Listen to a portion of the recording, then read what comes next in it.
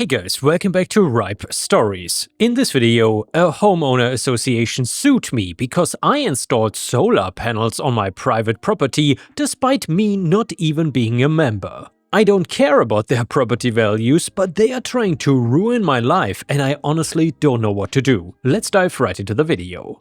Do you ever hear from your neighbors about that weird rich old man who lives near you who tries to ruin everyone's life? Well, hopefully he does not exist in your neighborhood, but he did in mine. In fact, it was a whole flock of them and they were all part of the HOA's board. They are as comically petty as you're imagining them, but well, if you have not been told a story like this, allow me to tell you your first one. I am a homeowner in a suburban neighborhood who makes a living in the nearby city as a salesman. Money is not super tight, but it can get a bit stressful having to budget out every aspect of my life with the new purchase of a car. Whether it was just a habit I formed or my stress levels got too high, I began watching every single one of my bills, every penny I was spending. It was hard to watch and I needed to find ways to save money to calm myself down. I would not call myself an environmental activist or anything, but I do like to find ways to generate my own power where I can. Just like my last house, I decided to install a few solar panels on my roof. They are hardly noticeable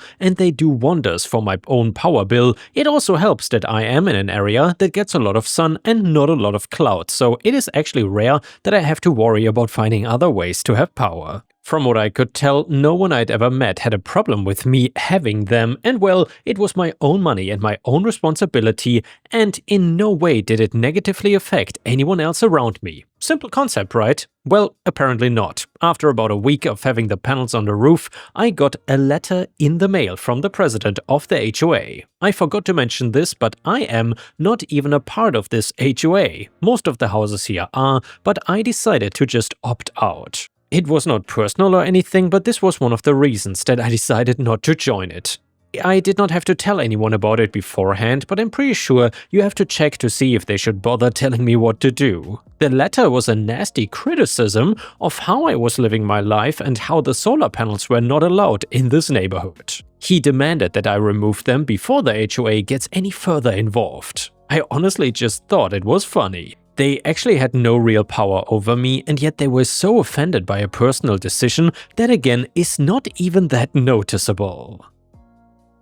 I took a picture and then threw the letter away. If the president was as stubborn as they sounded through writing, I figured I would need to prove that I already got their message. I wanted to just let it go, I really did, but with the blatant power I had over myself and the fact that I did not have to do what they said just gave me the perfect opportunity to mess with them. As my response, I sent a professional-looking letter back that, in a very drawn-out fashion, explained that I had the freedom to put up solar panels and that I was not gonna stand for their incompetence for wasting my time while they had people waiting on them who were actually paying them. However, they did not like that. A day after they apparently got the letter, 2 of the board members came to my door. I did not recognize them, but man, do I wish I did, so I could have just avoided them. They immediately accused me of being some kind of prankster, yes, that's the word they chose, who was just breaking the rules for the heck of it. They were both women, easily in their mid-40s, so I did not want to pick a fight. Instead, I just calmly explained that I was not part of the HOA and that the solar panels do nothing harmful to anyone, both in terms of space and money. I was even brave enough to show them my legal rights with a simple Google search. I also asked if they had any evidence that I was in their program, and they never gave me a straight answer to that. I still don't know if they were just the minions of the president or they actually held a grudge against me, but it was so weird for them to not have any real reason for attacking me in person like this. No matter what I said or what evidence I showed, they just kept demanding that I take them down before I regret it. Eventually, I was able to shoo them off, but it was very clear that it was not the end. A part of me actually did begin to regret it, but the majority of me still had common sense. And then a few days after repeated visits, only 2 getting me to actually open the door, came the lawsuit. Delivered like an eviction notice from a snobby landlord, but from the president of the HOA, who had a fraction of a landlord's power. He acted like this was the final card, the one that won this fight, so insignificant that could not be worth his time. He implored me to reconsider my past actions unless I wanted to take this to court. I really wish I knew if we had beef in a past life or something. This all seemed weirdly personal for him, but then again he could just be the same power/money hungry rich dude with nothing else to do. My heart was racing for no reason other than I hated the idea of going to court with anyone.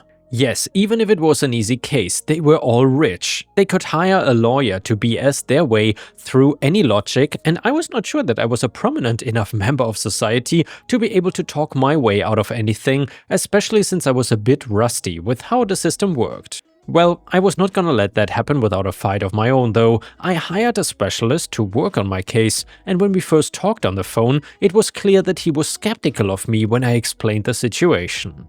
He asked if I had been in any previous fights, if there was something more than the panels that were the issue, and of course, was I sure that I was not in the HOA. I did not blame him.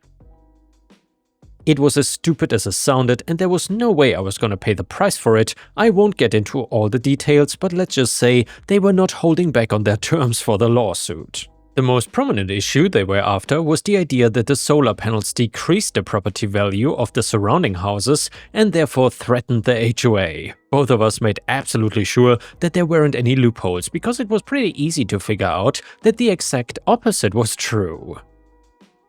We even looked at other neighborhoods, talked to others with similar energy-saving tactics, and even contacted another HOA department within our state. Everything pointed to the fact that while solar panels are expensive for the person buying them, they are a good investment and it increased the property value of not just their house, but actually the surrounding ones as well. I really had to tell myself that 100 times the night before the court date. Since the lawsuit was filed, the board had left me alone to simmer in my stress. I weirdly missed their energy because it reminded me how stupid it was, and it only made me feel like they were cooking up something that I could not get out of anymore. The court case was an absolute joke and a waste of time for everyone there. The energy was very grim and it felt like we were discussing the terms of a funeral, not whether or not solar panels were a universal threat. We sat down, went through the opening process, and almost immediately, the HOA side proclaimed that my installations were not regulation and that I had no right to dismiss the people who were holding this community together.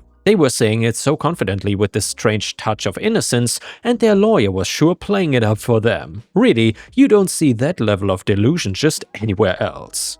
I was then allowed to spill my side of it, and I bluntly said that it did not matter what I was doing because I was not even a part of the HOA.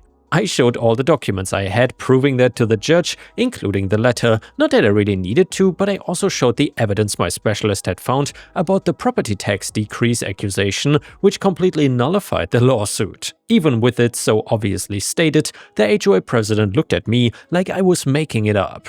There were a few other board members there, and they at least had this look of shame in their eyes that was absent until now. They regretted it, but there was no way in hell someone like them was going to own up to their mistake. The president, though, looked as cross as he always did. It did not matter how he felt about it, though. The case was quickly dismissed. For a few minutes, the president straight up yelled at the judge about how she was corrupt and that I was the reason the country was falling apart. It was that for about 5 minutes in just about every way you can say it in English. The judge was having none of it though, and it only took a vague threat from her to shut him up. He left without another word, but I was certain that I saw him flip me off on his way out. I kept the solar panels up.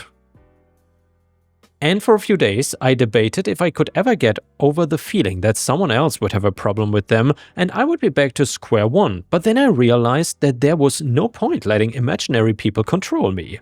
I had won the battle and now I had the proper evidence to shut down any further confrontations. As far as the HOA's fate, their reputation obviously took a hit. As per the judge's order, they were responsible for my legal fees too. I really hope it came from the president's pocket and not the actual HOA budget, which could have been spent better somewhere else. At the very least though, it was less stressful not having to wonder if this thing would throw off my budgeting system. Before long, we were all notified that the president had been voted out, and it was obvious they were scrambling for ideas to rebuild their image. Do I think they will be able to do that? It's possible, but in my opinion, they should completely wipe the board and just start fresh.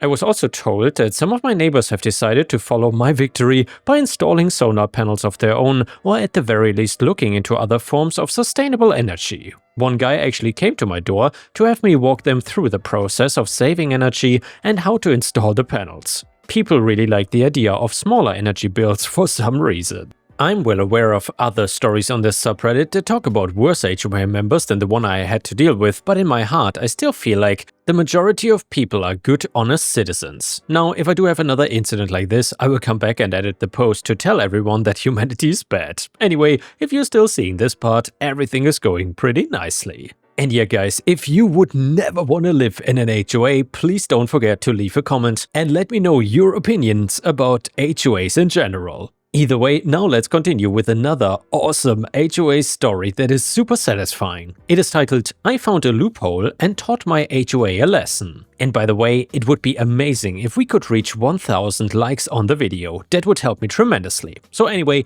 2 years ago my wife and I purchased what we thought was our perfect starter home. A newly built townhome in a developing complex. The location was ideal, close to both our workplaces, and the price was within our budget for first-time homeowners in our late 20s. Fast forward to about 3 months ago, we had decided to sell our townhome because my wife received an amazing job opportunity in another state. The salary increase was substantial enough to make relocating worthwhile, even with the hassle of selling our place. The market was hot and we quickly found interested buyers, a young couple similar to us when we bought the place. They loved the townhome and made a fair offer that we accepted. Everything seemed to be moving smoothly until the inspection. That's when our nightmare began. There's an issue with your bathroom ventilation, our realtor explained over the phone. The inspector noted that your bathroom exhaust fan vents into the attic instead of outside through the soffit. Is that a big deal? I asked, genuinely confused. The house was built less than 2 years old and had passed all inspections when built. Unfortunately, yes, the building code changed last year and all bathroom fans now need to vent externally. The buyer's lender won't approve the mortgage without it being up to code. No problem, I thought. We would just hire someone to install the proper ventilation. That is when I remembered our HOA's strict rules about exterior modifications. I immediately emailed the HOA board explaining our situation and requesting permission to install the required ventilation through the soffit. The response came the next day, request denied. According to the HOA covenant, no modifications to the exterior facade or structural elements are permitted without unanimous board approval. The board does not find sufficient cause to grant this exception. I was livid. This makes no sense. I told my wife that evening, the house literally cannot be up to building code without this modification. Can we appeal? She asked. I'm gonna try, I said. I did some digging and discovered something interesting. Our HOA was still controlled by the builders. They held 4 of the 5 board seats. The same builders who were actively trying to sell the remaining new units in our complex, units that were being built to the updated code with external venting. It clicked then, they were deliberately making it difficult for current owners to sell our units so they could sell their new inventory first without competition. It was a sleazy tactic, but technically within their rights as the HOA controllers. I scheduled a meeting with the HOA manager, a representative of the building company who managed the day-to-day HOA operations, and he said, I understand your position, he said with rehearsed sympathy after I explained our situation, but rules are rules. The aesthetic uniformity of the complex is paramount to maintaining property values. Well, but your company is building the new units with external vents, I pointed out. Those units are being built to current code, he replied smoothly. Existing units were built to code at the time of construction and are grandfathered in. So you're telling me I cannot sell my home because I cannot make it code compliant even though you're building identical units that are code compliant? He shrugged. You can sell your home. You will just need to find a cash buyer who's not concerned with the ventilation issue or offer a significant discount to offset the cost of the buyer dealing with this after purchase. I left that meeting seething. The builders were essentially forcing us to either take a massive financial hit or remain stuck in our townhome while they sold their new units at premium prices. That night, I could not sleep. I kept thinking about the unfairness of it all. Around 3 AM, I got up and started reading through our HOA covenant document line by line. There had to be a way out of this. And then I found it. Buried in section 12.8 about maintenance responsibilities, it said, the association shall maintain all common elements including but not limited to exterior facades, roofing systems and structural components of all units. And then, the next morning, I called a contractor who specialized in HVAC systems and asked him to come assess our situation. Yeah, venting into the attic is not up to code anymore, he confirmed after checking our bathroom fan. You need external venting through the soffit. If I wanted to do this work myself, what would be involved? I asked. He explained the process, which was actually relatively straightforward. But if your HOA does not allow exterior modifications, you're in a tough spot. What if I told you that the HOA is actually responsible for maintaining the exterior structural components according to their own covenant? The contractor raised an eyebrow. That might change things. If they are responsible for maintaining the exterior to code, then technically it is their job to fix this and not yours. That afternoon, I drafted a formal letter to the HOA board. Instead of asking permission, I simply informed them that according to section 12.8 of their own covenant, they were responsible for ensuring all structural components, including ventilation systems, were up to current building code. I cited local building regulations and included a copy of the inspection report. I ended the letter by stating, as the HOA is responsible for maintaining these components, I'm formally requesting that the association make the necessary modifications to bring my unit into compliance with current building code within 14 days. Failure to do so will result in my filing a complaint with the county building department and pursuing legal remedies for the HOA's failure to fulfill its obligations under the covenant. I sent the letter via certified mail to ensure they could not claim they never received it, and then 3 days later, I received a call from the HOA manager. "We've reviewed your letter," he said, his voice noticeably less smug than during our previous conversation. "While we disagree with your interpretation of section 12.8, we are willing to discuss a compromise." "I'm not interested in compromising on building code requirements," I replied firmly. The covenant clearly states the HOA is responsible for maintaining structural components. The ventilation system is a structural component that needs to be maintained to current code.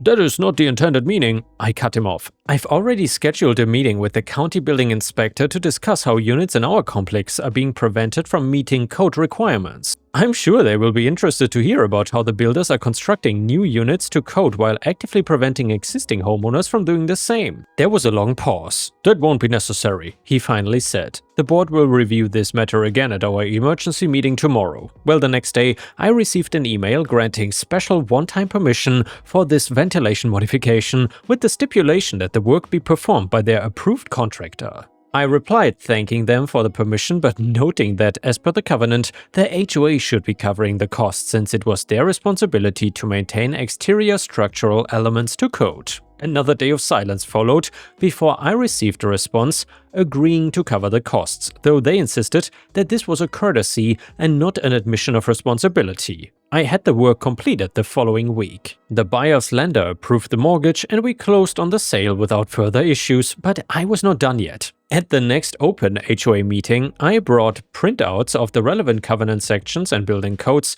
During the public comment period, I stood up and explained the situation to all the homeowners present, many of whom were unaware of the changed building codes or the HOA's responsibility for external maintenance. Guys, if anyone else is planning to sell, you should know that the HOA must bring your external ventilation up to code as part of their maintenance responsibilities, I concluded. The builders' representatives on the board looked like they had swallowed lemons. Within a month, I heard from our former neighbors that the HOA had announced a so-called proactive compliance program to update all units to current ventilation standards at the association's expense. The timing of these updates would, coincidentally, prioritize units that were currently for sale. Our townhome sold for the full asking price, we moved to our new city for my wife's job, and we even received a formal letter from the HOA thanking us for bringing this important safety and compliance issue to their attention. So, Reddit, finally, am I the jerk for finding a loophole in the HOA covenant to force them to pay for my ventilation upgrade and then telling all my neighbors about it? And yeah guys, let me know in the comments what you think about this. Do you think OP was seriously the a-hole here? I think he played the game perfectly and he taught the HOA a very important lesson. I hope that they don't bully any other homeowners in the future. Either way, comment number 1 said, absolutely not the a-hole, you did not find a loophole, you found the actual rules they were supposed to follow and held them accountable. The builders were clearly trying to manipulate the market to their advantage. Comment number 2, you are the a-hole, sorry, but you sound like one of those people who just loves to stick it to HOAs for the hell of it. The rules about not modifying exteriors exist for a reason, and that is property values. So you basically found a technicality to force them to pay for your upgrade and then went around telling everyone so they would all demand the same thing. Those costs are gonna get passed back to everyone through increased HOA fees, so congrats on making everyone pay more just so you could win. Petty and unnecessary drama, when you could have just negotiated with the buyers on the price. The next comment said, everyone sucks here, the HOA was being shady by blocking your exterior modifications to help the builders sell new units first, that's sketchy business practice for sure, but you went nuclear pretty fast. Instead of trying to work with them on a compromise,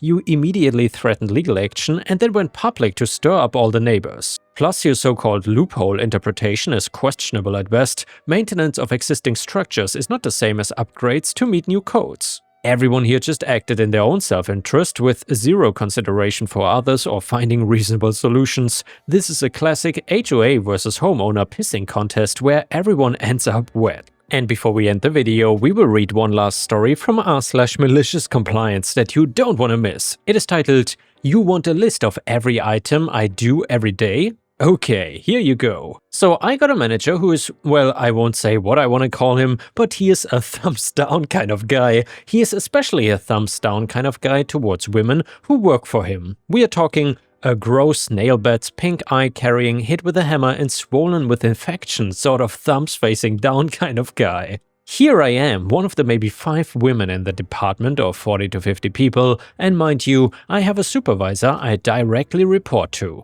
The supervisor is always confused when our manager gets on to me about something and is just as surprised as I am. He is never approached first though, he encourages me and tells me to keep my chin up. Well, anyway, the micromanaging has reached the stage of my manager wanting to receive a list of every single thing I do during the day.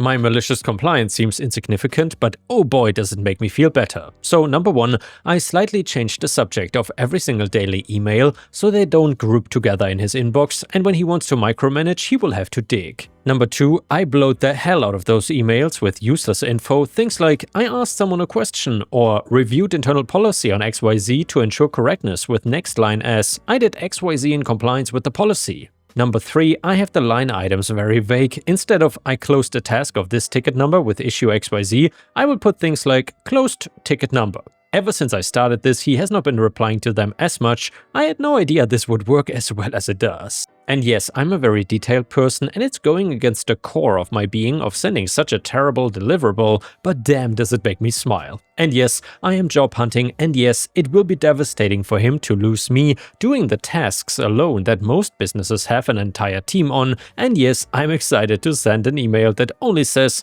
2 weeks notice and then take PTO I have for those 2 weeks. And yeah guys, please check out my playlist on the left for thousands of hours of endless ripe content, and I will see you again tomorrow.